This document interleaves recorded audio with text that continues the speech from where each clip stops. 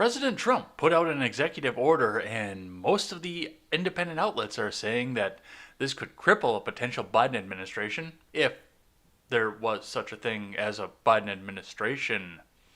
More peace deals come out of the Middle East, and Democrats have no idea what they're going to run on for the next 4 years if we get even more peace as we go along there. Trump and Biden have rallies that are both largely attended by Trump supporters, so we'll talk a bit about that. And Chelsea Handler, totally in a non racist way, tells 50 Cent what he's supposed to be thinking and doing. I'm Jay Edgar, and this is Contemporary.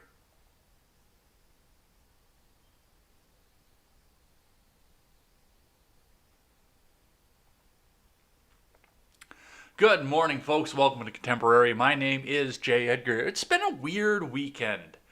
I think that's the word that we can put on this. It has been a weird weekend of a bunch of crazy shit happening here over on Twitter. I don't know if anybody else has noticed this or not, but it really does feel like left-wing Twitter is starting to get incredibly desperate. And when we go over to something that restores my faith in humanity, we will see one of the acts of desperation, and the thing that restores my faith in humanity is the fact that people slapped back against it in such a high and hard volume. So we'll talk a bit about that. We'll talk a bit about Amy Coney Barrett and her vote. We'll talk about Chelsea Handler. We'll actually sit down and listen to the video because, hey, people for whatever reason still want to listen to Chelsea Handler. But we'll talk a bit about these peace deals and this new executive order first. But before we get into any of that, and the website is currently down, so don't go and check them out yet, but go and check them out in a bit once we get the things fixed on the back end. Go and check out freedomscoop.com. Freedomscoop.com is going to be your one-stop shop for all of your news and commentary needs. We carry great shows such as The Generational Gap, The Daily Ignoramus, The Freckles and Brit Show, The R-Rated Conservative, and The Breakdown with Birkenhoff. Come on over, check out our website. Once we get it back up and running, pick up some of our swag and help us support great creators.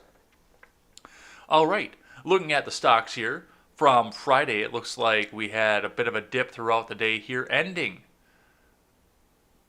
less than 0.1% down from where it was, but the unfortunate side of that conversation is, according to the investors and what we're seeing right now, the futures are down considerably further than that. So we will see what's happening there and move on to Investors Business Daily. Starting there, let's get the live chat up here. Oh, sticker parties. I wonder why that page unloaded. There we go. From Investors Business Daily, Dow Jones Futures dive on jump in coronavirus cases. Apple, Tesla test key support level, while Dunkin' soars. Hey, I guess we'll have to put some money into Dunkin' Donuts. I like their coffee. I like their donuts too, but as of right now, I can't really eat their donuts.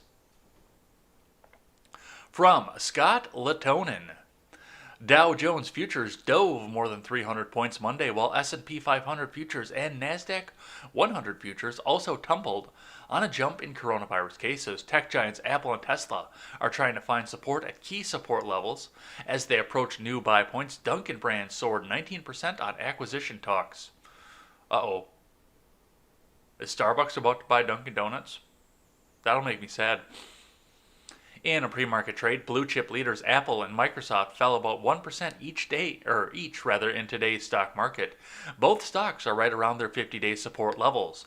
Facebook, JD.com, JFrog, and Tesla are approaching new buy points as the current stock market rally continues. Tesla shares slid more than 1% in pre-market trade.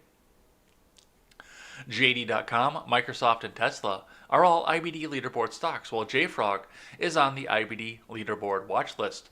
Stocks on the move early on Monday include Dunkin' Brands, which soared 19% ahead of the stock market open. On the futures, early Monday, Dow futures fell 1.2% versus fair value, while S&P 500 futures were down 1.1%. NASDAQ 100 futures slipped 1% versus fair value. Remember, overnight action in Dow Jones futures and elsewhere doesn't necessarily translate into actual trading in the next regular stock market session. Coronavirus stimulus talks appear to have stalled, reducing the chances of a pre-election deal. Well, I'm sorry to tell you this, but there are 8 days. You're not getting a pre-election deal. I'm sorry to tell you. It's not going to happen. Treasury Secretary Steve Mnuchin said the White House has offered compromises to reach a potential deal, but House Speaker Nancy Pelosi is dug in. Amid the coronavirus stock market rally, the tech-heavy Nasdaq is up 28.7% for the year through Friday's close. Meanwhile, the S&P 500 is up 7.3%, while the Dow is down 0.7% year-to-date through the October 23rd close. So the cases are going up. Nobody wants to make a stimulus deal, and we're going to see the stocks fall. I'm guessing to say we're going to be down about 1% tomorrow. Let's see what CNBC has to say on this, though. The Dow is set to open 300 points lower amid record daily U.S. COVID cases from Fred Imbert and Yoon Lee. Every day there's another new case. It's record new cases. You see how the cumulative language works? But let's see. Futures tied to major U.S. equity benchmarks fell on Monday as coronavirus infections jumped, and negotiations for a fiscal stimulus package before the election came down to the wire. Dow Jones futures fell 294 points, or 1.1%. The move implied the opening drop of more than 300 points. S&P 500 futures lost 1%. NASDAQ 100 futures fell 0.8%. The decline in futures came amid a record surge in new coronavirus cases in the U.S. The country saw more than 83,000 new infections on both Friday and Saturday, after outbreaks in the Sunbelt states, surpassing a previous record of roughly 77,300 cases set in July. According to data from Johns Hopkins University, the data also show the country has reported an average of 68,767 cases per day over the last 7 days, a record. White House Chief of Staff Mark Meadows said Sunday that the U.S. will not get control of the pandemic amid a surge in new cases. Okay. Optimism also dimmed that the White House and Republicans could strike a stimulus deal with Democrats before this election. Meadows and the House Speaker, in separate interviews, accused each other of moving the goalposts on stimulus talks. Stocks with the most to lose from rising cases and a stalled stimulus plan led the decline on Monday. Royal Caribbean shares fell 3.1%. In pre-market trading, Delta fell 2.8%. This week marks the last week of October and the final trading period before November 3rd. Major averages are on track for modest gains for the month, with the S&P 500 and NASDAQ both rising more than 3% so far. The 30-stock Dow is up about 2% this month. So it looks good right now coming into the election as far as where the stock market was. The Dow was down, but the other major markets are up. We have one more week until the election, which means that we had the market recovery. We will see what happens with the economic recovery. But we had the market recovery that we needed. So a bunch of things to see here. As far as I can tell, you're not getting that stimulus, which means the government isn't going to spend your money to give it back to you and push us even further into debt. So a few things moving here, and that's going to affect the market coming down, and we will see if it crashes or stays up before the election. All right, let's start talking about some of the things that happened over the weekend here, because there was a bunch. Starting with this one here from theindependent.co.uk. So we could sit here and read this in the English accent if we wanted to, and we would be a bit more refined than most of the other shows on here, but we stopped giving a damn about what the English thought about us 244 years ago, so I see no reason to use the accent in this, in spite of the fact that this is the newspaper. Alright, let's see what they've got to say here, though. Donald Trump's latest executive order could give him the power to mount a scorched earth campaign which would cripple a future Biden administration. I think his cognitive decline is going to cripple the future administration. In the event the incumbent president loses his re-election bid, this order would give him largely unfettered authority to fire experts like Dr. Anthony Fauci while leaving behind a core of embedded loyalists to undermine his successor. Funny. So, like exactly what he came into, according to federal employment law experts. The order, which the White House released late Wednesday evening, would strip civil service protections from a broad swath of career civil servants if it is decided that they are in confidential, policy-determining policymaking or policy advocating positions, a description previously reserved for the political appointees who come and go with each change in administration. It does that by creating a new category for such positions that do not turn over from administration to administration, and reclassifying them as part of that category. The Office of Personnel Management, essentially the executive branch's human resources department, has been charged with implementing the order by publishing a preliminary list of positions to be moved into the new category on what could President Donald Trump's last full day in office, January 19th, 2021. The range of workers who could be stripped of protections and placed in this new category is vast, experts say, and could include most of the nonpartisan experts, scientists, doctors, lawyers, economists, whose work to advise and inform policymakers is supposed to be done in a way that is fact-driven and devoid of politics. Trump has repeatedly clashed with several such career workers on a variety of settings, ranging from his desire to present the COVID-19 pandemic as largely over, to his attempts to enable his allies to escape punishment for federal crimes, to his quixotic insistence that the National Weather Service scientists back up his erroneous claim that the state of Alabama was threatened by a hurricane which was not heading in its direction. The marker, I got the marker. I have the best marker. Creating the new category known as Schedule F and moving current civil servants into it could allow a lame duck president to cripple his successor's administration by firing any career federal employees who've been included on the list. It could also allow Trump administration officials to skirt prohibitions against burrowing in, the heavily restricted practice of converting political appointees known as Schedule C employees into career civil servants by hiring them under the new category for positions which would not end with Trump's term. Another provision orders agencies to take steps to prohibit removing Schedule F appointees from their jobs on the grounds of political affiliation, which could potentially prevent a future administration from firing unqualified appointees because of their association with President Trump. All right. This is a big mouthful of words to basically tell you President Trump has changed the rules so every new administration can bring new people in, to bring their people in, instead of being furloughed by people like Anthony Fauci, for example, who's been sitting in that position since the 80s, since I was born. And nobody really knows what it is that he actually does or says.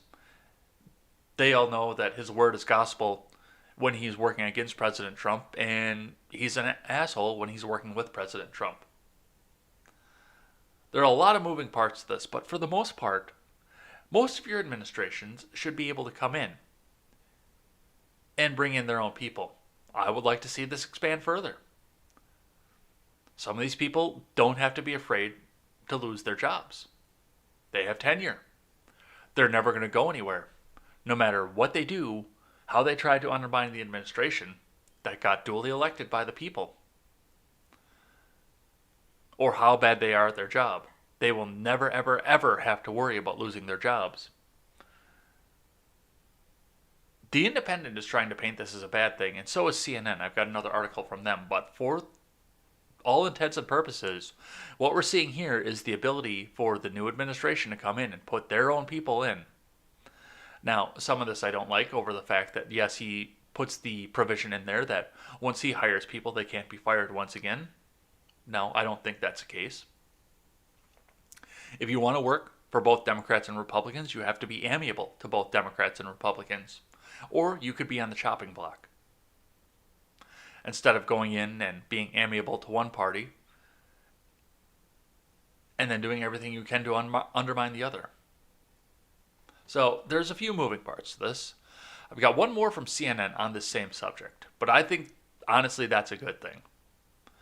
From CNN.com, how Trump could undermine Fauci and remake the U.S. government.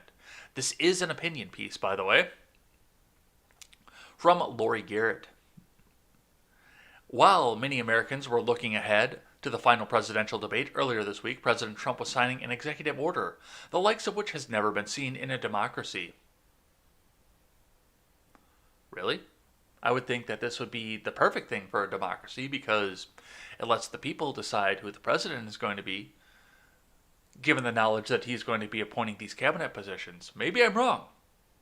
Maybe I'm way off base on this one, but that's the way that I see it.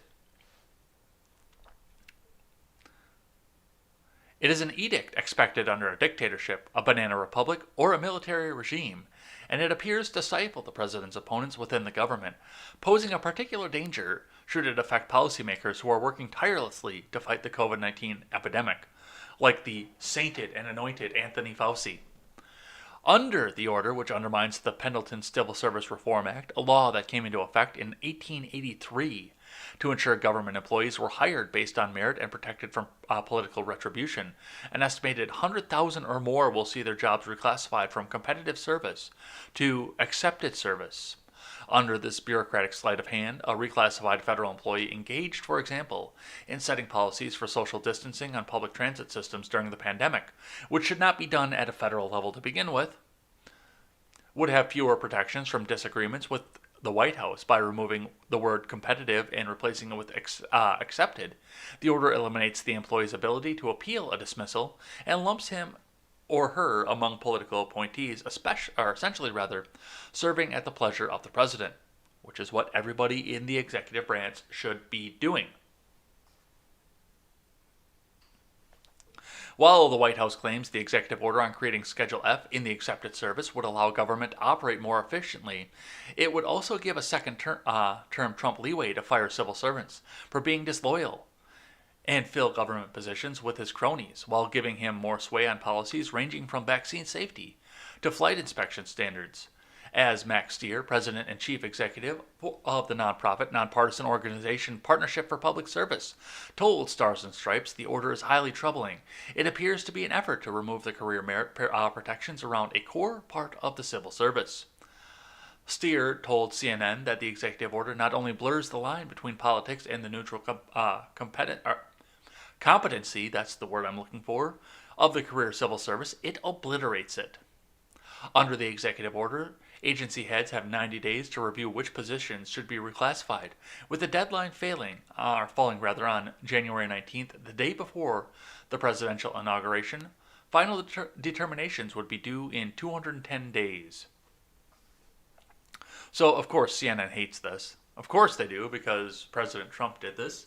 If Barack had done the same thing, they would be sainting him, saying, well, he's getting his own people in. He's getting experts. He's getting rid of some of these deep-seated crony establishment people and putting in the experts. God bless Barack Obama. And once again, as I always say, I've been saying it so many times over the past few weeks that you guys are probably getting sick of hearing it at this point, but coming into an election, with the way the news is being framed, it's important to say this. Reverse the political parties. And tell me if you still feel the same way. Because I can almost guarantee you that you wouldn't. Alright, let's keep going off of this one here. Move into these peace deals from Newsweek. Israel, Sudan make peace deal in third Arab world deal overseen by President Trump. From Tom O'Connor and Elizabeth Crisp. Sudan and Israel have made peace in what will be the third such agreement overseen by President Trump, making Sudan only the fifth Arab country to establish diplomatic relations with Israel. The move comes shortly after Trump announced to Congress his intent to remove Sudan from the State Department's list of state sponsors of terrorism.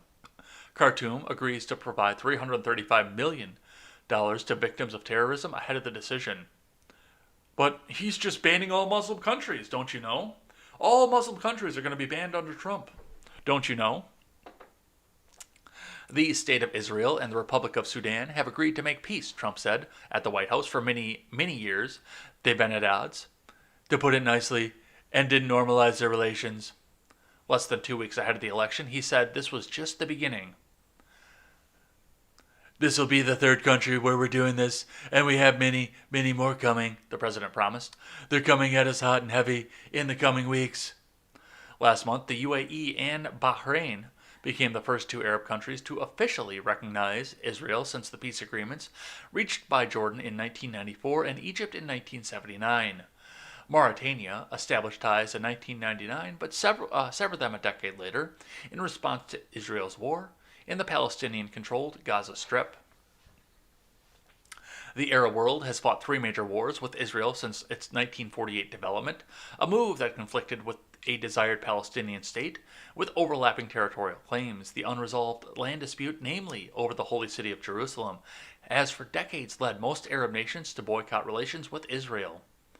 Sudan sent troops to all three conflicts, and it was in Khartoum in 1967 where the Arab League declared the three no's: no peace with Israel, no recognition of Israel, no negotiations with it. And now they're stepping in and making peace. Israel also for decades backed Christian militias in Sudan's two deadly civil wars, the latter of which ended with a peace process that ultimately led to the independence of South Sudan. Despite such historical hostilities, Trump has pushed the region to embrace ties with Israel, especially as common concerns about an increasingly influential Iran have arisen. Among certain Arab states, Khartoum for years developed strategic ties with Tehran, only to begin distancing itself in 2014, instead warming up to Saudi Arabia and the West. And once we start to see peace in the Middle East, there are so many people that are pissed off about this, including a few big L libertarians who love to run on the fact that both Democrats and Republicans are going to do nothing but start wars. But for the most part, it's the Democrats that are pissed because, once again, they have spent my entire life, so the last 36 years for sure, telling everybody that every Republican is a warmonger, and every time you put a Republican in office, we're going to start a new war. President Trump, for all of his faults, is the first U.S. president in my lifetime to not start a major foreign war with a Middle Eastern country. And that's on both sides. He does some other stupid shit, but he has not started a new major war in the Middle East. He's tried to clean up what we have going on over there, and he's tried to bring some of the troops home. But yeah, there's a lot of people who are mad about this, who you would think would be happy about it. I'm happy about it. Now let's start to get some of these military contracts torn up, so it's not lucrative for Congress to keep sending people over to the Middle East, so we can start bringing some of these people home. All right, let's keep going. From Fox News, Trump's Middle East peace deals rejected conventional wisdom, State Department. From Caleb Park. President Trump's Middle East peace deals, including the latest Friday between Israel and Sudan, are unprecedented for the region, the State Department spokeswoman Morgan Ortagus said on Saturday. The president announced that the U.S. brokered deal in the Oval Office on Friday, saying there would be many, many more peace deals to come in the Middle East. Ortagus, appearing on Fox and Friends Weekend, said it's important to put the agreements into context, noting that up until 2 months ago, it had been 26 years since relations were normalized between an Arab nation and the Jewish state. Now, in just over 2 months, we have three, Ortagus told co-host Pete Hegseth, saying there's a fundamental shift happening in the region. She credits Trump's foreign policy Secretary of State Mike Pompeo and White House senior advisor and Trump's son-in-law Jared Kushner, who have changed the way the U.S. looked at the Middle East. We have rejected the conventional wisdom that was across both political parties, both sides of the aisle in Washington, D.C., where we said we were going to empower the state of Israel and our Arab allies and friends. And we were told by all these decisions that we did that we would make World War III in the Middle East, and instead we now have 3 Arab-Israeli peace agreements, Ortega said. She said Arab countries for years said they would not negotiate with Israel until a deal was first made with the Palestinians. They have also looked at the state of Israel and said this is an economic powerhouse. This is a country without oil, without some of the natural resources that their neighbors have, yet with a strong economy, really strong in technology and military systems. So these countries have decided that they're better off openly partnering together, especially against the Islamic Republic of Iran, our enemy, she said. And there it is. I'm sorry to say this. one of the biggest failings of the Obama presidency was the fact that he knelt down and kissed Iran's ass for the entire 8 years that he was in office. Iran, the people who came out and chanted in their own streets, "Death to America." He spent his entire term kissing their ass. Now, honestly, some of the financial aid that we give out to Israel, I think, is excessive. I think any financial aid that we give out to any other country in the world right now, given the fact that we're $28 trillion in debt, is excessive right now. But for their credit, Israel's people are not running around in the streets saying, let's kill all of Americans and kill the Western way of life. And now getting these Arab countries to come in, get on board with them, have the peace with them. And none of them were really at war with Israel to begin with, but, they had the cold tensions going on. We're seeing flights go from Jerusalem to Bahrain, and you would never have seen that in the past 36 years. You wouldn't have seen anything like that. I think in the history of flight, I don't think you would have ever seen anything like that. But now it's happening. The relationships are normalizing. The free travel is opening up. And I'm glad to see it. Not only just because it takes something out of the political quiver where people can run on, but just it's a good thing to see. People not fighting. It's a damn good thing to see. And I'm glad to see it. All right. Let's keep going off of this one. Thank you for the peace deals. If we get nothing else out of this presidency, thank you for those peace deals. All right, let's keep going. From the New York Post. Trump holds raucous New Hampshire rally. Biden has a quiet Sunday as election nears. From Aaron Feist. Yeah, I actually listened to most of that rally. It was a lot of rambling and nonsense, but the dude's 74 years old, so I listened to the Trump rally. All right. From Aaron Feist. With just 9 days to go before the election, President Trump presided over a large campaign rally at New Hampshire in Sunday. While Democratic challenger Joe Biden went out in public to attend Mass, then spent a quiet afternoon at his Delaware home, locked in the basement once again. The two differing approaches continued trends from throughout the race, with Biden nursing his polling lead by sticking to nationally televised debates and virtual rallies, while Trump forges ahead with the raucous rallies that carried him to victory in 2016. 9 days from now, we're going to win this state. Can you believe? 9 days, Trump asked the crowd at an airfield in Londonderry, New Hampshire, about 14 miles southeast of Manchester. We're going to win 4 more great years in the White House. We're going to keep it going. To a consistent chorus of cheers or boos whenever he invoked the name of a political rival, Trump led the mostly red-clad audience through his closing arguments for a second term. We got to end it. We got to end the fight. We got to put him down, said Trump, casting the election as a battle for the fate of the nation against Biden and the more liberal elements of the Democratic Party. The more liberal elements of the Democratic Party that they deny, but we will hear from everybody's favorite U.S. sitting representative, Alexandria Ocasio-Cortez, a little bit later. I think it's, right there. Talking about what the far left thinks about all this, but we'll wait on that one here. We have to end the fight once and for all. That fight, Trump said, is being waged on such fronts as healthcare, voter fraud, illegal immigration, and the coronavirus pandemic. Even without vaccines, we're rounding the turn, said Trump. It's going to be over, he assured the outdoor crowd, where many were maskless. His comments came as the U.S. over the weekend logged record positive test numbers for COVID-19, although fatality rates have been declining. Trump acknowledged that the virus has presented a setback late in his first term, but found a way to make lemonade out of it. Now we're doing it again, he said, putting a twist on his 2016 campaign slogan, Make America Great Again, Again. I'm going to add another again. This way I can sell you an extra hat, he quipped. Throughout the 90-minute event, Trump, who later in the day swung north through Maine, repeatedly needled Biden for largely hunkering down in the crucial final months of the race. In this world where you have Chinese President Xi Russian President Putin, North Korean despot Kim Jong-un, and lots of other people, the worst people. You cannot have a low energy president. We tried to have that with Bush, and he was very low energy.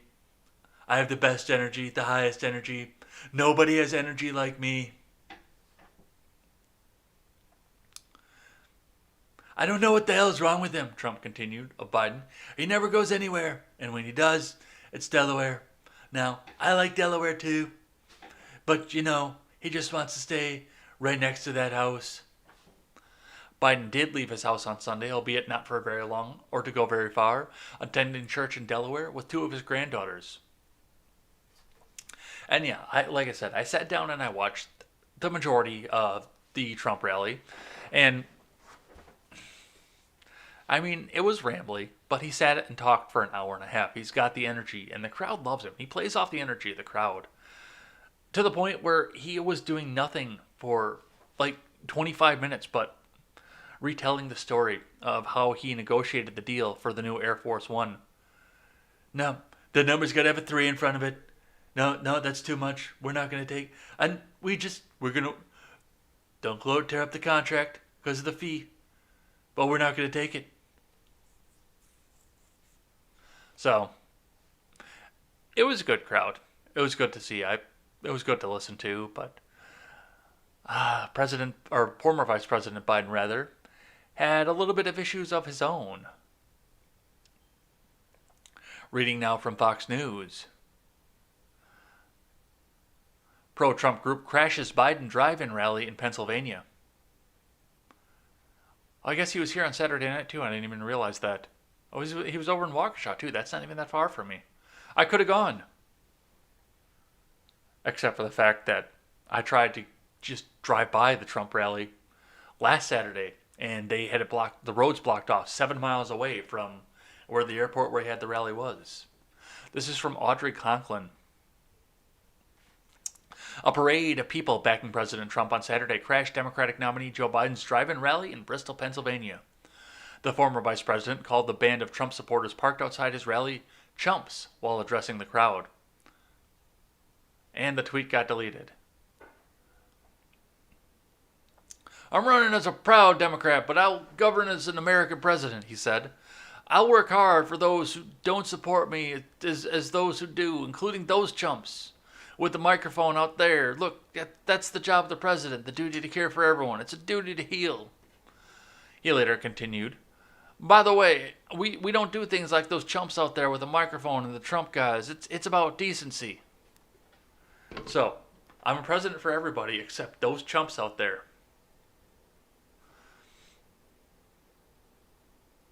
Let's have a listen to that.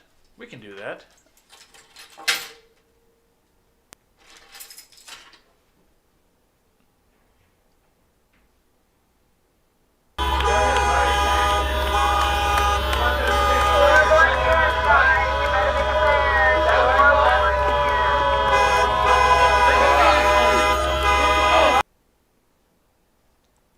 Yeah, that was outside the rally. The pro-Trump group honked horns, flew Trump flags, and made other commotion in what appeared to be an effort to distract from Biden's rally. At least one person could be heard speaking through a megaphone on various videos posted to Twitter shouting slogans including 4 more years. Yeah, isn't it sad that the Biden rally was mostly attended by Trump supporters? He usually... it was the best Biden rally there was because usually he's got 10, 15 people sitting out in the crowd, and now we have hundreds of people driving up to come and, they're not coming up to see him talk, they're actually coming up to distract him from talking, but, yeah. The best attended Biden rally ever, completely attended by Trump supporters. All right. Speaking of Biden and his precarious relationship with Pennsylvania at this point, 3 separate Pennsylvania news outlets target Biden about fracking, from Hank Berrien. On Saturday, interviewers for 3 separate news outlets in fracking-rich Pennsylvania targeted Democratic presidential nominee Joe Biden for his remarks in last week's debate that he plans to transition away from the oil industry. During the debate, President Trump reacted to Biden's remarks by firing back. That's maybe the biggest statement in terms of business, because basically what you just said is he'll destroy the oil industry. Will you remember that, Texas? Will you remember that, Pennsylvania? Oklahoma? As Fox News reported, CBS Philadelphia asked Biden, "You also talked about transitioning away from oil. What would you tell these families here in Pennsylvania who are concerned about it?" Biden responded, "Look, man, I'm from Scranton, okay? That's my answer for everything, is I'm from Scranton. My great-grandfather was a mining engineer, so I come from coal country. And I'm not talking about eliminating fracking. I just said no more fracking on federal lands. With regards to gas, oil, coal, all of it, the transitioning is taking place, having nothing to do with anything I'm proposing. The fact is that the fastest growing industries in this country are solar and wind. We can move in a direction where the transition takes place so that the people are not left behind, and we've got to invest in new technologies." NBC affiliate WBRE in Wilkes-Barre elicited this response from Biden. I will not ban fracking. I said no fracking on federal land. Number one. Number two, the coal and natural gas industry and oil is not going to be fundamentally changed. They're already in transition. What I'm saying is we will not continue to subsidize, give tax breaks to oil companies, which carbon capture what's coming off the oil. Scranton affiliate ABC WNEP heard this explanation. What I said was we're going to stop the subsidies for oil, which is about $40 billion. We're going to take that money, invest it in new technologies for what they call carbon capture. We're going to still need oil. We're going to still have combustion engines. We're still going to need oil for many things. But what's happening is you have to do it, and we can work towards getting it done. So you can capture the carbon that comes from that gas and oil. That's what has to be done. 3 statements. 3 different messages. Interesting. Change the story. Right before the election, change the story. Hopefully nobody remembers the gaffe that you put out there, but we have independent media to make sure that you do remember. And Donald Trump put the video up here, so I actually want to see this. Folks, the final debate is here. Tune in 9 p.m.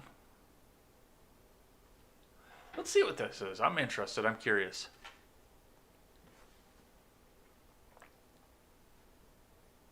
Said I oppose fracking. You said it on tape. I did show the tape. Put it on your website. I'll put it on. Would there be any place for fossil fuels, including coal and fracking, in a Biden administration?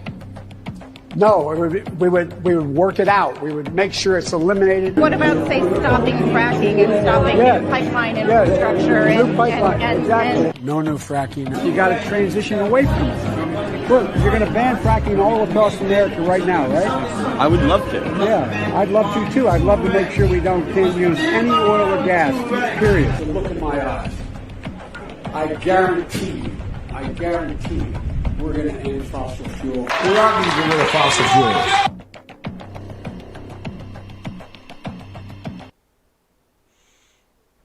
I mean, he's got the receipts. He's got them.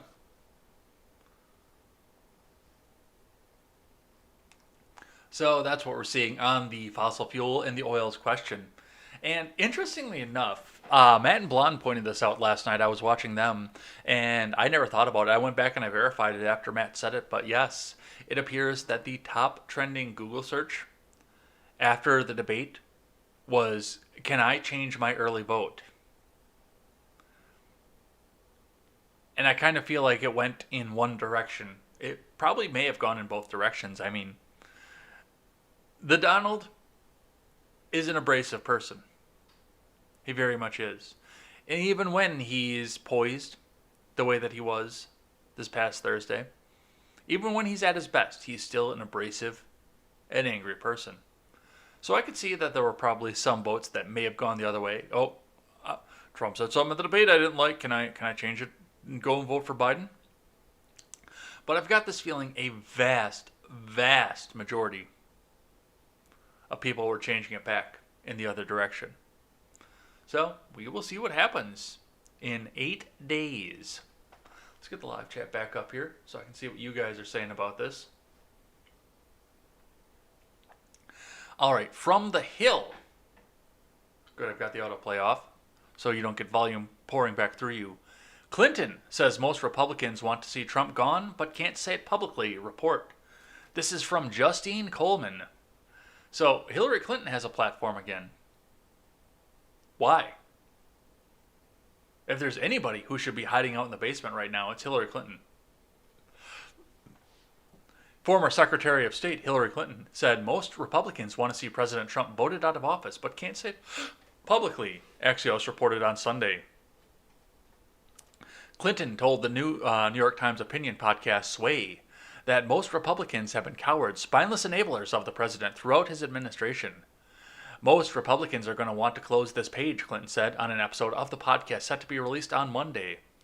They want to see him gone as much as we do, but they can't say it publicly. When asked if a female president would have better handled the coronavirus pandemic, the 2016 Democratic presidential nominee said, "I have no doubt, especially if it were me, I have no doubt. I mean, I was born for that."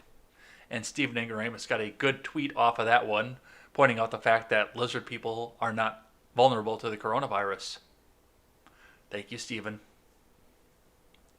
Go check out Stephen Ignoramus sometime. He's a great guy. He's a great friend. I asked him to stand up in my wedding. Great guy.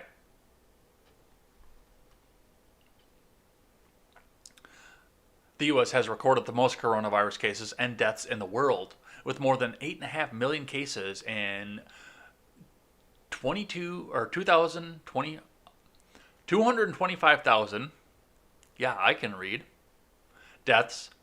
According to data from Johns Hopkins University, Clinton added that she can't entertain the idea of Trump winning the 2020 election, which is slightly more than a week away. It would cause cognitive dissonance of a grave degree, she said. It makes me literally sick to my stomach to think that we'd have 4 more years of this abuse and destruction of our institutions, she added, according to Axios, and damaging our norms and our values and lessening our leadership, and the list goes on. National polls and many state surveys have shown Democratic nominee Joe Biden leading Trump, but polls in a number of battleground states were tight. The president has been holding rallies across the country in the lead up to the election. He has brought up Clinton at several of the events, including when he jokingly blamed her for a microphone outage last week. So, yeah, she got a platform again, and she's going out there and talking at length, whether you want her to or not. Let's keep going. From CNN, Biden says Trump can win because of how he plays, man. From Eric Bradner. Democratic presidential nominee Joe Biden says President Trump can still win the 2020 election because delegitimizing the race's outcome is how he plays, man. I'm one of those folks, or competitors. It's not over till the bell rings, and I feel superstitious when I predict anything other than going to be a hard fight, Biden said in an interview that aired on CBS 60 Minutes on Sunday when asked whether Trump could still defeat him. We feel good about what we are, but you know, I don't underestimate how it plays, man. Biden said Trump is trying to sort of delegitimize the election. Wow, Biden can say delegitimize. And that those efforts are, I think, designed to make people wonder whether or not they should, whether it's worth going to vote. Just the intimidation factor. Trump has long sought to cast doubt on the legitimacy of mail-in ballots, repeatedly making false claims about how they're cast and counted. What has really pleased me is the overwhelming turnout in the states that have early voting, Biden said. Biden's comment comes as polls show him leading nationally in nearly every swing state. In a sign of Biden's confidence, his campaign has added a Tuesday trip to Georgia for Biden and Friday trip to Texas for his running mate, California Senator Kamala Harris. Biden doesn't need either state to cross the 270 vote threshold, but a late push by his campaign could help down-ballot Democrats in the House, Senate, and state legislative races. Which means, of course, with Kamala running around, there is voter intimidation going on. Now, important to note that according to Ohio state law, and as Midget B pointed out to me over in the Discord, which you can find in the description below, by the way, on all platforms, Midget B pointed out that most states, not all, but most states do have a state law prohibiting campaigning near a polling place because of an intimidation factor. But that did not stop the super prosecutor, Kamala Harris. Let's see what came out of that.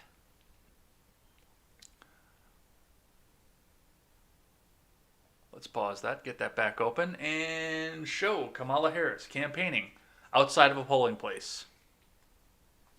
Get your ears back on. You are going to make the decision about your future, about your family's future. It is through the voice of your vote. And you have the power. The power is with the people. And you know that. That's why you're standing in this line today. And I just came to say thank you. You are going to make the decision about your future, about your family's future. It is through the voice of your vote. And you have the power. The power is with the people. And you know that. That's why you're standing in this line today. And I just came to say thank you. You are going to make the decision. We'll do that one more time because I've had to listen to it 3 times. Now you have to It too. is through the voice of your vote. And you have the power. The power is with the people. And you know that. That's why you're standing in this line today. And I just came to say thank you. Yeah, campaigning outside of a polling place. Good job. All right, next one here from Fox once again. This is a little bit of a Fox-heavy episode today. No regrets. Let's get the live chat back up here for you guys. Representative Jim Jordan on reviewing and authenticating purported Hunter Biden emails from Talia Kaplan. Yeah, I do have to wonder if there's still a shred of sanity left in Joe Biden's demented mind right now that's sitting there thinking, oh man, I got some hairy legs, man, but man, it should have been Hunter, not Bo, man. Bo was a good man. I gotta wonder if that's going through his head right now. This is from Talia Kaplan. Representative Jim Jordan, who said his staff reviewed and independently authenticated the purported emails from Hunter Biden's laptop, told Sunday Morning Futures that they're as real as they can be. We have the eyewitnesses, Mr. Tony Bobulinski, who said these are authentic. These are real, Jordan, the top Republican in the House Judiciary Committee, said.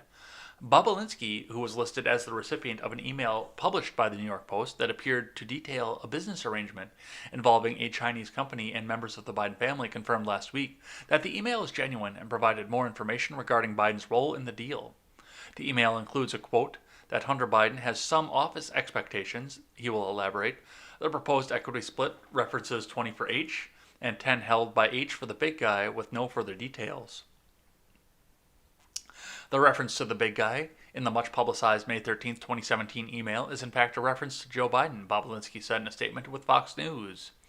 Bobulinski said he is the CEO of Sinohawk Holdings, which he explained was a partnership between the Chinese operating through CEFC chairman Yi and the Biden family. He said that he was brought on as CEO by Hunter Biden and James Gilliar, who was listed as the sender of the email. Bobulinski went on to say that he does not believe Joe Biden's past claim that he and Hunter did not discuss his son Hunter's business, claiming that Hunter frequently referenced asking him for a sign-off or advance on various potential deals. Jordan told host Maria Bartiromo on Sunday that the big guy in these emails does in fact mean Joe Biden. So, if all of this is true, and once again, jury of your peers, this is damning for Joe Biden and probably a lot of other people that go along that are running around in the same circles as Joe Biden, because honestly, I don't think it stops at Joe. I don't think for a second that it stops at Joe. I'm sure there are a lot of other people who had their hands in the cookie jar on this one too. If this is real, of course, once again, innocent until proven guilty. But the other side of this, I know that there are a lot of people on MAGA Twitter that are pointing out the fact that there's also these wild sex parties, Hunter getting a foot job, which is something that you never, ever, ever want to see, by the way. And I'll tell you that from experience. Hunter getting a foot job, the crack pipe, and all of these other things that go along with that. Now, none of that has any bearing on Joe Biden's ability to be the president. None of that independently does. The business deals, those are damning, and they do impede Biden's ability to be a president. But there's something else you have to think about when you look at the fact that Hunter Biden is running out and having crack parties and orgies and all that other shit. The orgies, I mean, as long as everybody's consenting, whatever. As long as everybody's a consenting adult in this, it's whatever. But the drugs thing, that's the thing that you've got to pay attention to off of this, because remember, Joe Biden wrote the 1994 crime bill. And if he knows what's going on, which I assume that he does, because he knows everything else about this, then we are seeing right now a situation of rules for you little people, you little peasants out there, but my people, my family can just skirt them, and we're not going to do anything about it. This is the definition of a two-tiered justice system if the rest of us have to live under the 1994 tough on crime bill, and Joe Biden can go out with a crack pipe in his mouth and go around the law. This is absolutely two-tiered on the justice system. So don't get caught up in trying to say that this crack pipe and this crack binge and this orgy damns Biden out of the presidency, but it does give you something to think about with how his administration would rule. Executive authority against the rest of us, and his family gets special treatment, kid gloves. So definitely something to see up off of this here. A couple moving parts with that. Let's keep going to some promised AOC news, because we all love Alexandria Ocasio-Cortez. You guys probably don't as much as I do, but we do all love Alexandria Ocasio-Cortez, and I know Spartan loves my AOC impression too. I know the RRC does as well, but I know Spartan does. Alright, from the Daily Wire, AOC, Democrats must take Senate to avoid having to be bipartisan. I will push Biden further left. This is from Daily Wire News. Representative Alexandria Ocasio-Cortez blasted the American ideal of being bipartisan on Sunday, calling it Republican manipulation, adding that Democratic presidential nominee Joe Biden is elected, she will push him further left. Ocasio-Cortez told CNN host Jake Tapper, if we have the opportunity, if we work hard enough and to elect these folks like Jamie Harrison, to make sure that we protect seats like Gary Peters, and to make sure we unseat Republicans like Joni Ernst, then we have the unique and frankly once-in-a-generation opportunity to have the White House, the Senate, and the House majorities democratically controlled. And I believe we have to make obligation to the American people to show what a democratic administration can actually accomplish, and that we can govern, and that we can truly have leaps into policy that people can feel in their everyday lives. Lives that make voting Democratic not just worthwhile, okay, but a memorable shift from just the flat line to this idea of bipartisanship, which often just becomes Republican manipulation.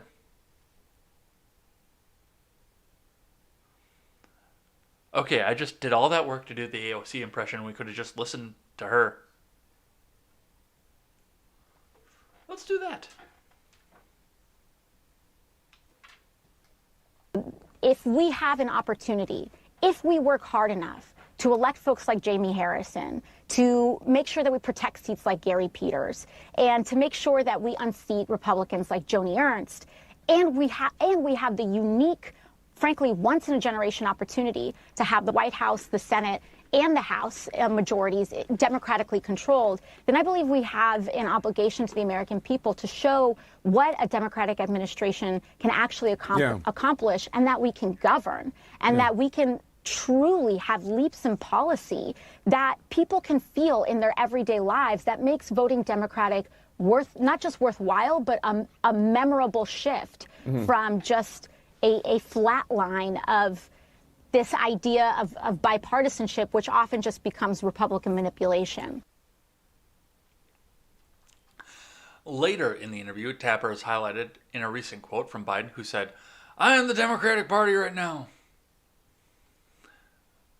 He said the party's platform is his platform, Tapper noted.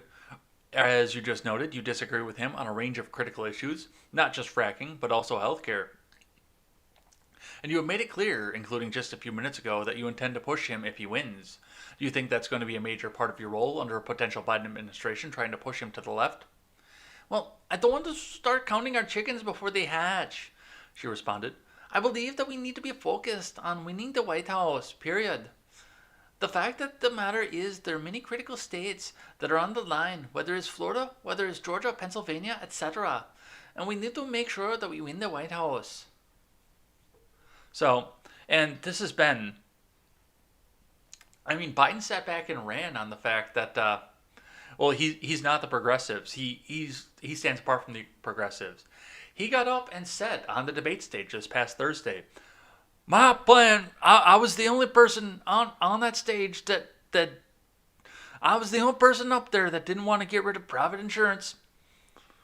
I got hairy legs, and I didn't want to get rid of private insurance. I was the only person up on that stage. So I'm not going to be a socialist, okay? He actually said that on Thursday. And now we have the true agenda. The mask is slipping. Alexandria Ocasio-Cortez coming out and saying, no. If we get him into office, we are going to make him into a progressive like us. We're going to use him as a vessel to get our agenda done. So that's actually happening. And that's actually something to watch for.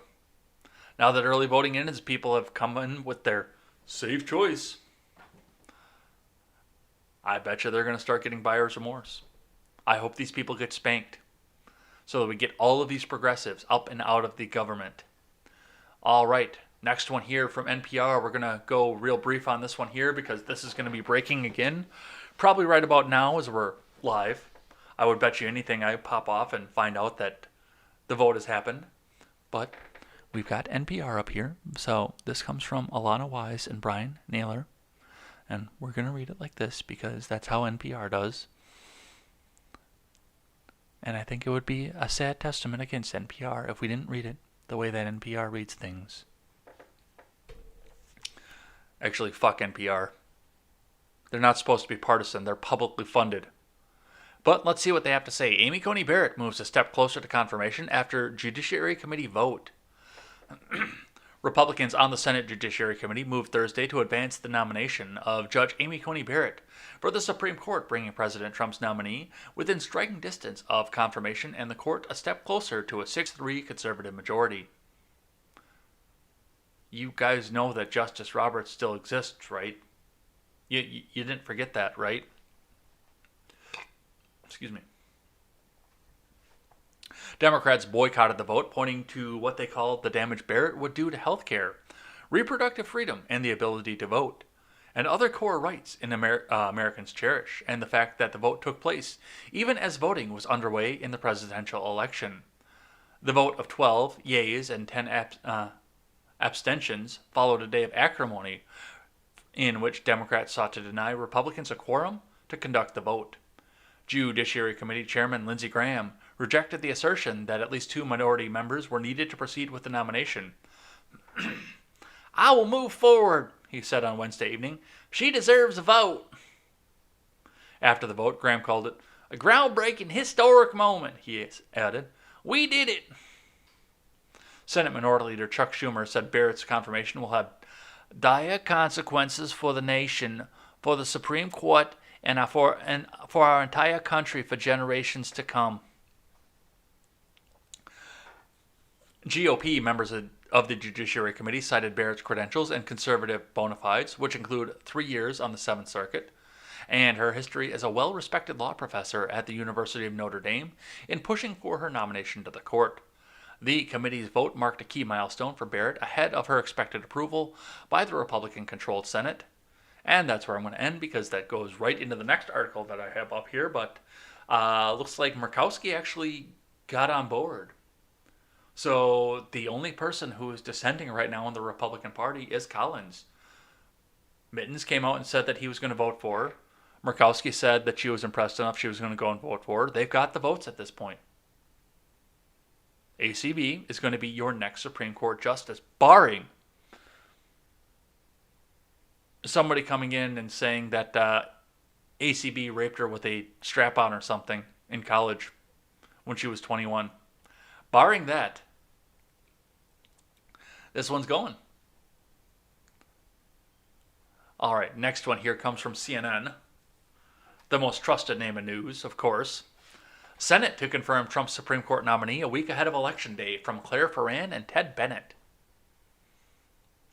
Senate Republicans are poised to confirm President Trump's Supreme Court nominee, Judge Amy Coney Barrett, on Monday, a major victory for the president and his party just days before November 3rd that promises to push the high court in a more conservative direction for generations to come. The stakes in the Supreme Court battle are immense and come at a pivotal time in American politics, in the run-up to an election where control of Congress and the White House are on the line. Trump's appointment of a new Supreme Court justice will mark the third of his tenure in office, giving Republicans a historic opportunity to deliver the key conservative priority and campaign promises of a transforming federal court. Through lifetime appointments, Trump is expected to swear in Barrett at the White House in an outdoor ceremony at 9 p.m. Monday. After her expected confirmation, a source familiar with the invitation tells CNN. Are we going to be off air by that point? We will probably be off air at that point. I might stream that back out as a DLive exclusive. We'll see. We'll see what happens after Clint and I are done. Keep in mind, remember, special guest tonight on the Red Ned Show, Clint from Liberty Lockdown Podcast, is coming in and joining us because it is that last week. It is that very, very last week coming up to the election, and my social media director co-host is very, very busy trying to get those last little details on her campaign. And thanks in advance to Clint for coming by and helping out.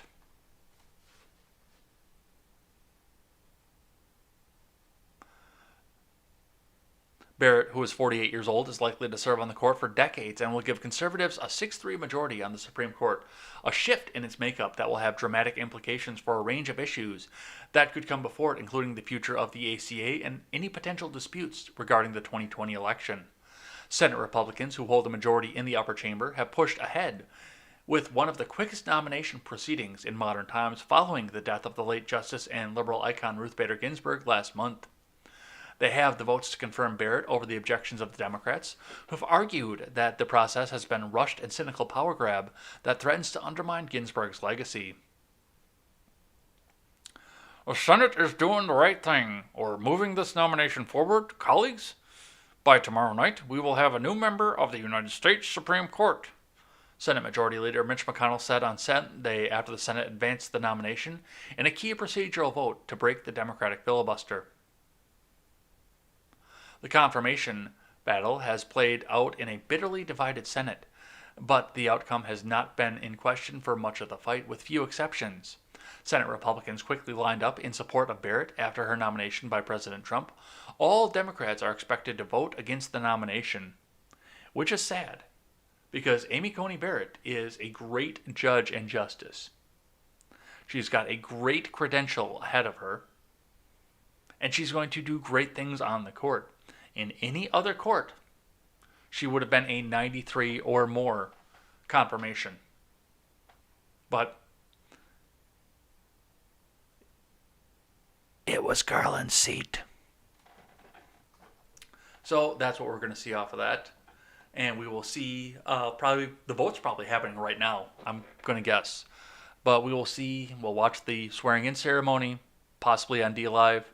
Like I said, it depends on how the Red Ned Show ends, but we'll possibly watch that tonight, see the swearing-in ceremony, see history being made, all that yada yada jazz. And we will leave it at that. All right, from Reuters, an odd endorsement from somebody that everybody over on the left hates right now. Putin rejects Donald Trump's criticism of Biden family business. From Andrew Osborne. Russian President Vladimir Putin said on Sunday that he saw nothing criminal in Hunter Biden's past business ties with the Ukraine or Russia, marking out his disagreement with one of Donald Trump's attack lines in the U.S. presidential election. Putin was responding to comments made by Trump during televised debates with Democratic challenger Joe Biden ahead of the November 3rd election. Trump, who is trailing in opinion polls, has used the debates to make accusations that Biden and his son Hunter engaged in unethical practices in Ukraine. No evidence has been verified to support the allegations, except the fucking laptop. And Joe Biden has called them false and discredited. Putin, who has praised Trump in the past, for saying that he wanted better ties with Moscow, has said Russia will work with any U.S. leader, while noting that he's called Biden's sharp anti-Russian rhetoric.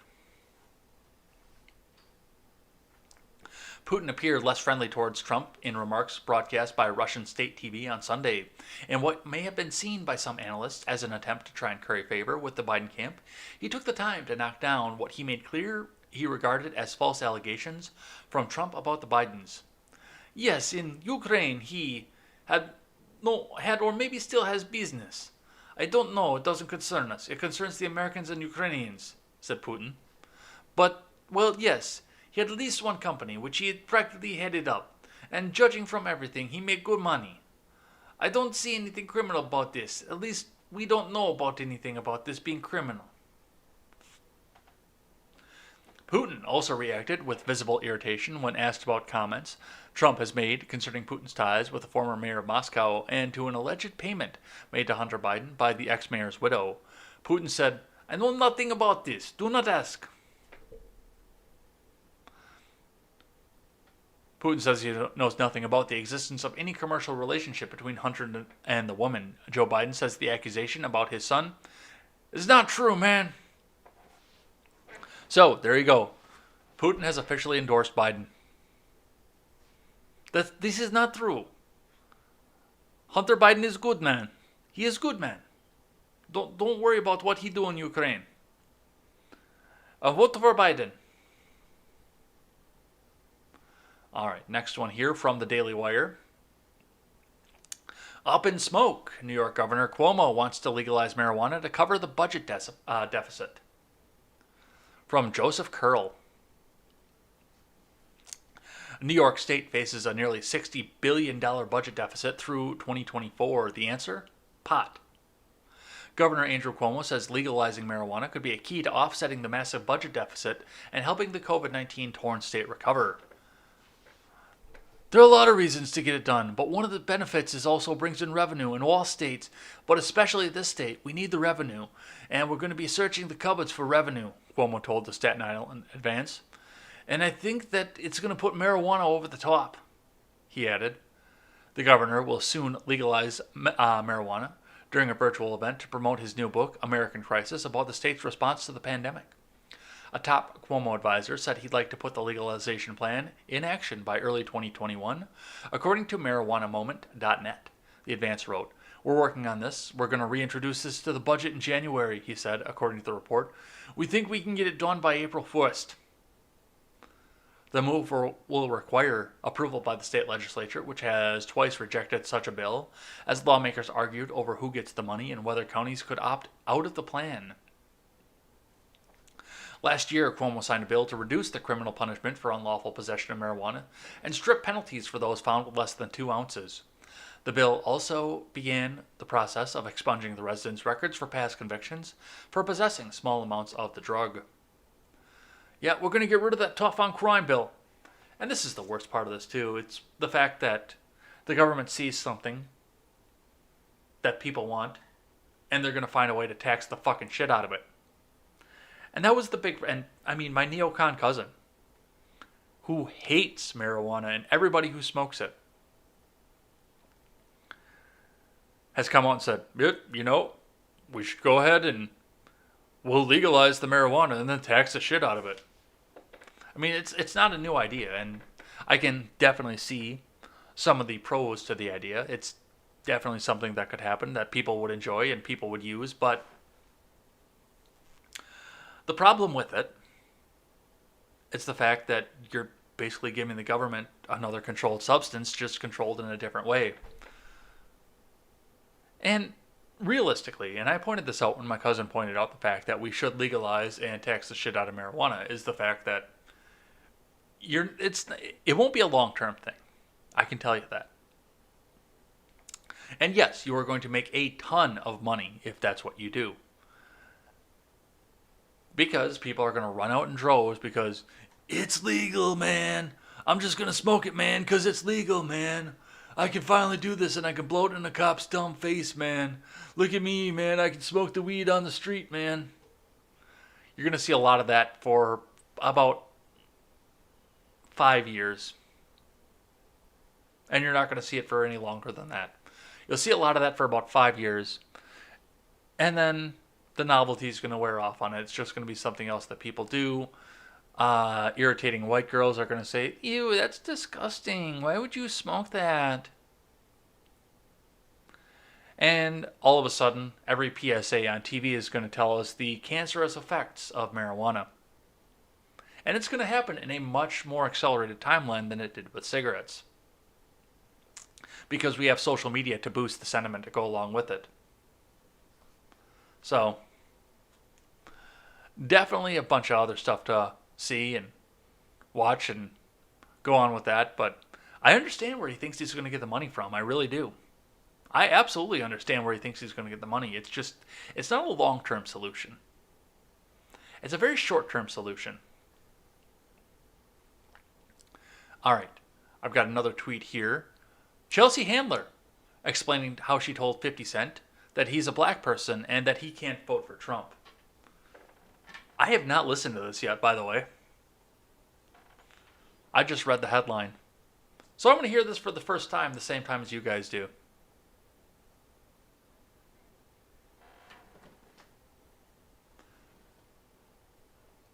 But you know, if I turn the desktop audio on so you guys can hear it, it would probably help that a lot.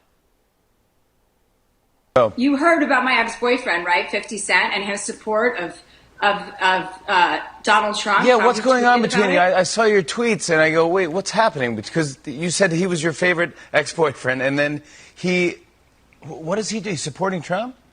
He says he doesn't want to pay 62% of taxes, which, by the way, isn't a plan of Joe Biden's. That's a lie. So he doesn't want to pay 62% of taxes because he doesn't want to go from being 50 cent to 20 cent. And I had to remind him that he was a black person, so he can't vote for Donald Trump, and that he shouldn't be influencing an entire swath of people who may listen to him because he's worried about his own personal pocketbook. So I haven't heard back from him yet, but I am willing to, seal the deal in more ways than one if he changes his mind and publicly denounces Donald Trump. I might be willing to go for another spin, if you know what I'm talking about. Yeah, that's an incentive. I might be willing to go for another spin on my 48-year-old spinster body.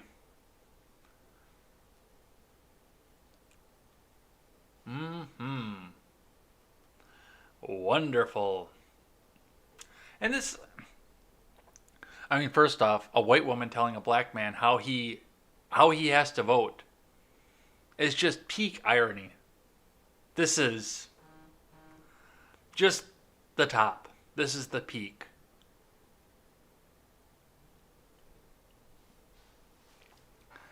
It's a bit disgusting, almost. But, hey, every Republican is the racist one. So, we will see if 50 Cent takes her up on her offer. Alright, the next one here comes once again from the Daily Wire. Rioters attack Jews for Trump convoy in New York City, pelt cars with objects. From Daily Wire News. Rioters attacked people participating in a Jews for Trump convoy in New York City on Sunday, blocking cars, engaging in physical attacks, and pelting cars with objects. According to the police, the pro-Trump caravan passed through Times Square, where it converged with a group of anti-Trump protesters who had marched from Brooklyn, the New York Times reported on Sunday. The cars in the convoy were then blocked by counter-protesters and some drivers got out of their cars to confront the anti-Trump demonstrators. Trump lawyer Rudy Giuliani was near the action and had his car attacked by the violent activists. Giuliani told the New York Times that the incident represented a microcosm of the type of America that voters will be choosing in next month's election. I would love to have a campaign commercial of it and put it on the middle of America and say, "Who would you prefer for the next 4 years?" he said. "This group of foul-mouthed people who don't seem to have a vocabulary beyond 3 words, or these very nice Jewish people who are driving in the car and not saying anything back and not doing anything other than exercising their right to say that they're for Donald Trump." Journalist Andy Ngo, a reporter who testifies in front of the U.S. Senate this year on Antifa, shared videos on Twitter of the violence. Antifa block rioters attack Jews for Trump caravan participants in Manhattan. The Village People is blasting in the background. This will be interesting.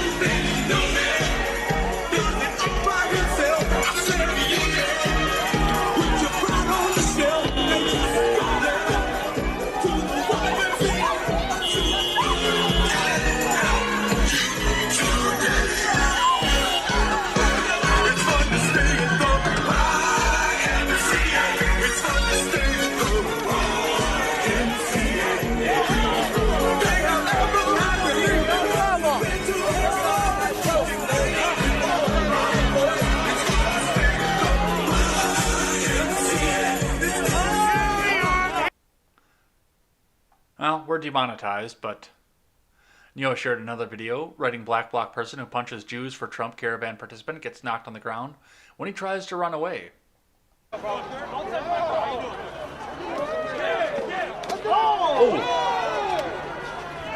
Fucking animal, bro. You touched my girl, bro. Okay, get out of here. Go in the fucking car. Let's watch that again. Oh!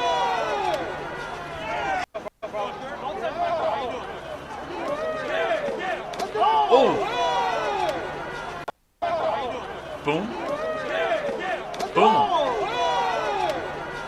One more time.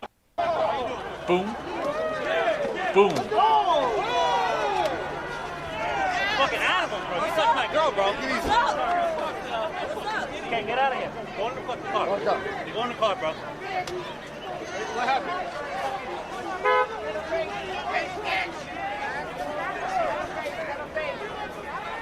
I'm motherfucking what?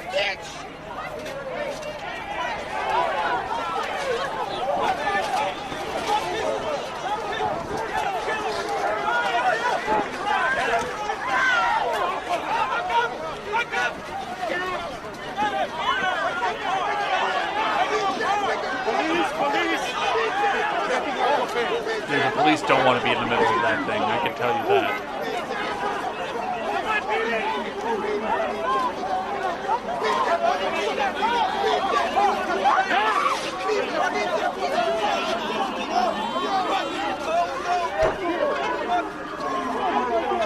Look at the cop with a man bun.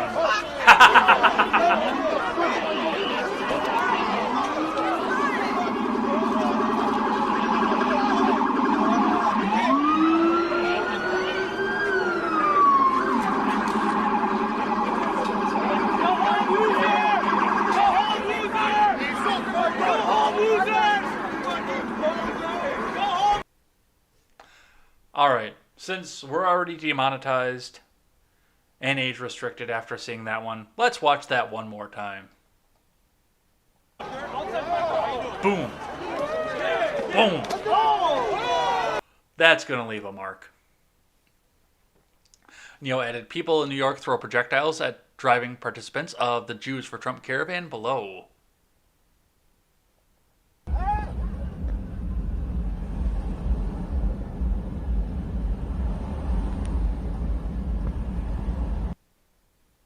I guess I didn't see any projectiles on that one. So, yeah. A certain group of people that just wants to go out and vote for what they think is going to protect them. And for a president who's been very, very friendly to the Jewish community in his tenure. I will admit to that. Versus people who want to come in and go and beat the crap out of them. That's your election coming up. All right, I got just a few more here. Then we'll do something that restores my faith in humanity and head on out of here for the day here. Briefly on this one here from the LA Times. This is the advertisement popped up in the middle of there, and this is archived, so it's there forever. But this is Newsom's guidelines for what to do about the holidays coming up in his 3-household limit. With the holiday season approaching, California last week released news guidelines for socializing that prohibit gatherings among more than 3 households.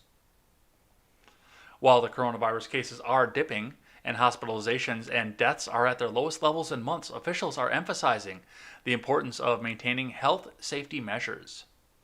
We are entering into the holidays, but we're also entering the part of the year when things cool down and people are likely to congregate in settings that put their physical proximity and likelihood of transmitting the disease at higher risk, Governor Gavin Newsom said on Monday. Don't be misled that this disease is any less deadly. Quite the contrary, it is as deadly as it's ever been in the context of those that are at high risk. Newsom warned about the upcoming flu season, which could create added challenges in battling the coronavirus, as well as arrival of colder weather that may prompt people to spend more time indoors. To protect public health and slow the rate of transmission, the state had previously banned all gatherings of any kind, as well as any mingling of households. Here are the latest guidelines. Attendance. Gatherings that include more than 3 households are prohibited. Keep the households that you interact with stable over time. The host should collect the names of all attendees and contact information in case contact tracing is needed later. So you will tell the government who was with you and when. Fourth Amendment be damned. 2. Gather outdoors. Gatherings that occur outdoors are significantly safer than indoor gatherings. All gatherings must be held outside. Attendees may go inside to use restrooms as long as the restrooms are frequently sanitized. Don't attend gatherings if you feel sick or at a high-risk group. Duh!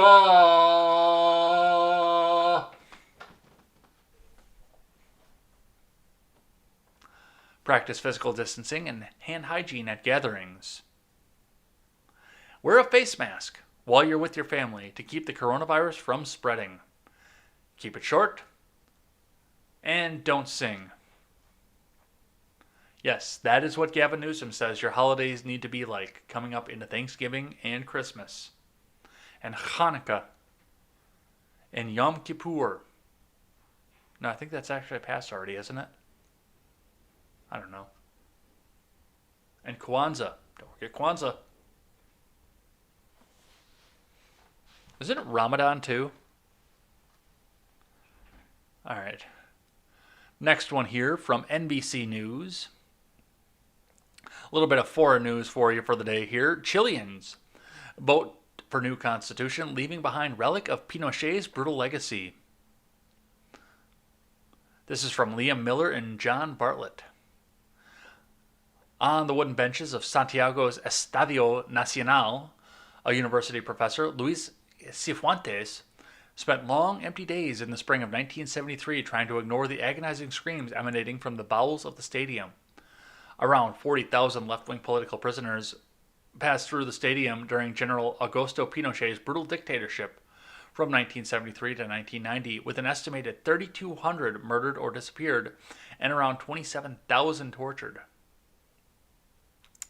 Now, age 73, Cifuentes survived, but he did not escape the abuses. He was electrocuted and interrogated by soldiers in the largest of some 1,168 detention centers throughout Chile. On one occasion, I was blindfolded and forced to march around the stadium in the dark, he said. I tripped over something strange and reached down to realize that they were cold bodies of murdered prisoners.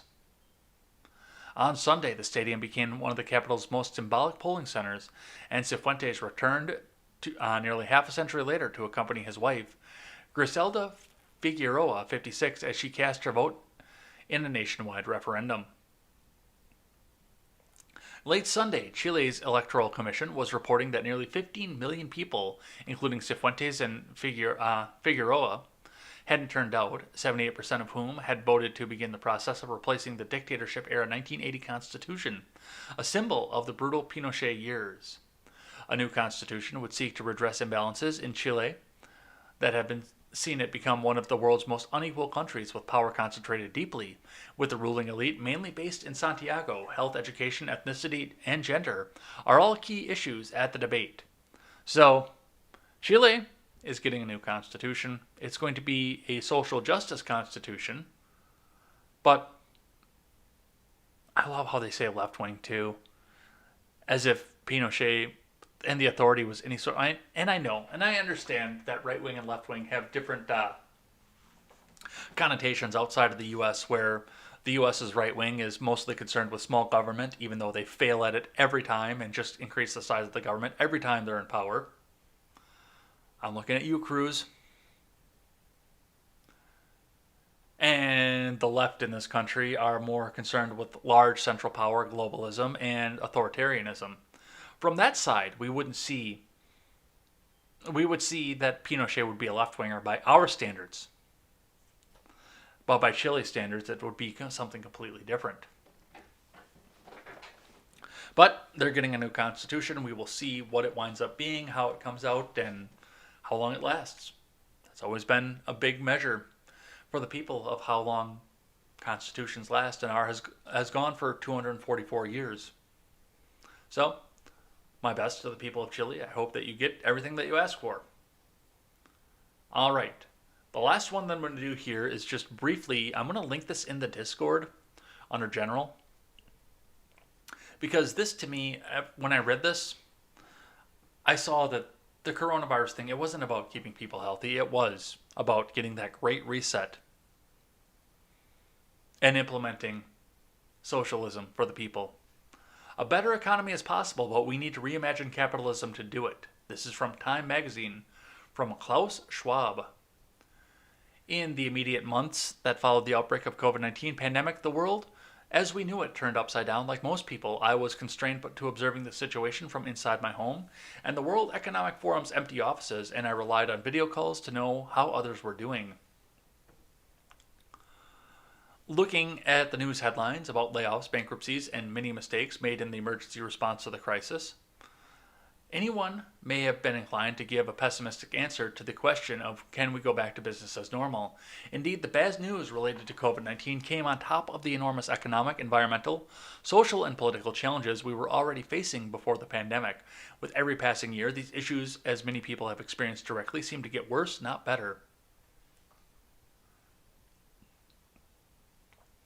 Yet there are reasons to believe that a better economic system is possible and that it could be just around the corner. As the initial shock of the COVID crisis receded, we saw a glimpse of what is possible when stakeholders act for the public good and well-being instead of just a few. Mere months after the pandemic began, work was started on more than 200 potential SARS-CoV-2 vaccines.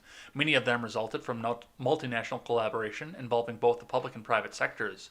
Like AstraZeneca's collaboration with Oxford University in the UK, companies like Unilever approached the World Economic Forum's COVID Action Platform with offers to supply hygiene products, ventilators, or simple logistical help. There was also strong cooperation between governments and businesses to secure the funds needed for vaccine development and distribution.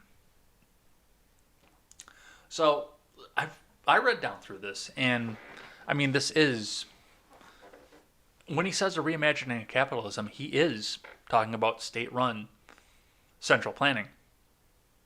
Giving the money to industries that they want to rise and letting the ones that they want to fall to the wayside. And we're seeing some of this now.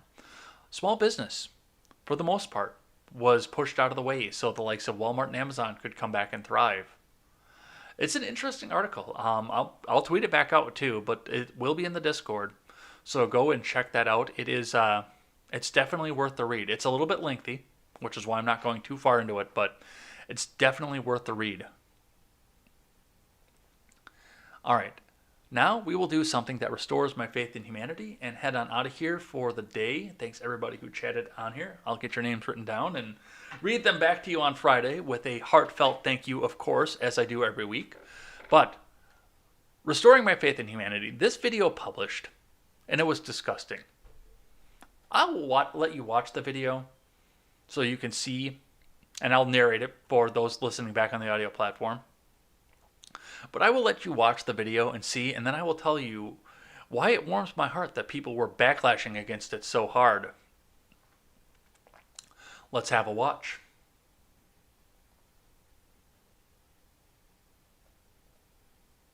My 55-year-old conservative dad has never voted Democrat in his life. He's dying of aplastic anemia. We've had some intense exchanges about him voting for Trump this year. which has been painful since we'll almost certainly lose him in the next few weeks/months.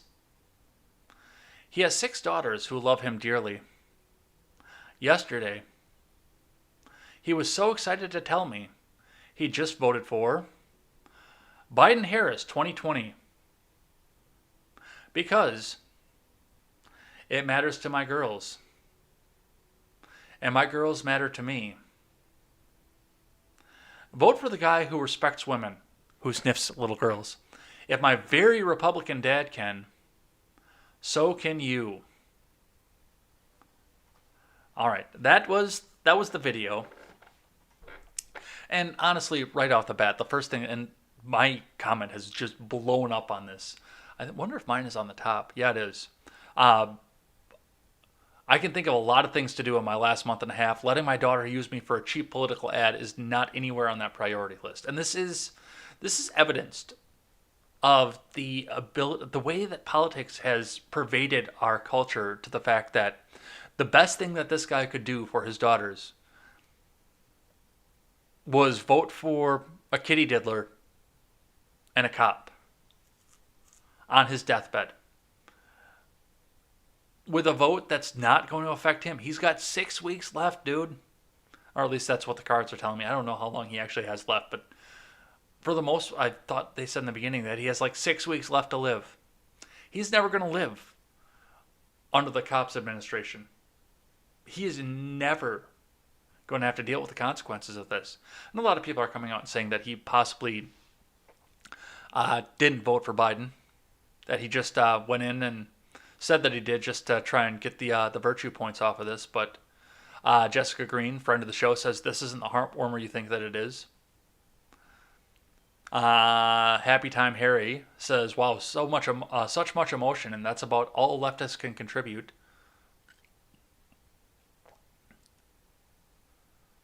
My dad is an avid Fox viewer and dying of pancreatic cancer. I've had so many talks with him about politics, about facts, about science, not what Fox spews. Sadly, he just voted for Trump again. It's a bitter pill for me to swallow.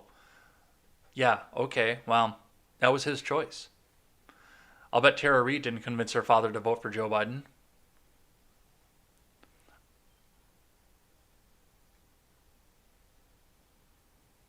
Vote wear masks. As a vote for Trump tells me you don't respect me or my body. This one got ratioed hard too. And my experience as a rape survivor, if you vote for him, you are a danger to my existence. And Autumn Fox, friend of the show as well, says the only person not respecting you is yourself. The people you blindly hate for voting differently than you respect you. And everyone else way more than you do. The only one who's a danger to you here is yourself and your toxic mentality. And one of the things that I do want to point out with all of this, I mean, people pushing back against this girl for using her dying father as a cheap political ploy warms my heart. Because he's your father. He's not a political ad. Spend the time with him. Stop thinking about politics with him. But the big thing for me is the fact that if the roles were reversed, and this is always the thing that I always think about with this, if the roles were reversed, what would we be saying if a young conservative girl came back and said, my Democrat dad, union guy, Democrat dad, never voted for a Republican in his life, is dying of anal AIDS or whatever the hell you want to put out there, and is this dying wish to us? He voted for Trump. Dude would be getting drugged left and right over the internet by a lot of the same things that have been pointed out here, the fact, and what I pointed out. Well, he voted for Trump and he's never going to have to live underneath a fascist regime because he's going to die. Reverse the parties and you would be seeing what these people really think about this. I mean, you'd be hearing a lot of the same things. Well, the daughters bullied their dad into voting for Trump and he's dying and he's never going to have to live under the authoritarian fascist. And oh my God, you'd be seeing a lot of that shit. But yes, the pushback, something you probably wouldn't have seen that recently. The pushback. Holding people to account when they do stupid things. Bringing shame back. The government's not shutting her down. The people are. Society is. And that warms me up. It really does. And that's going to be it for the day here. We will be back here later on tonight welcoming Clint from Liberty Lockdown Podcast to help us out over on the Red Net Show in Elaine's absence. Hope to see you there. It'll be a good show. We'll be talking about the debates and Amy Coney Barrett and the Hunter emails and all sorts of good stuff. I've got the stack up. I've got a whole bunch of good stuff to talk about tonight here. Hope you'll be here with us. We will take questions in between topics, so get your questions in for that as well. And that'll be it. Otherwise, we will be back here tomorrow with more Contemporary. Until then, I'm Jay Edgar, and this is Contemporary.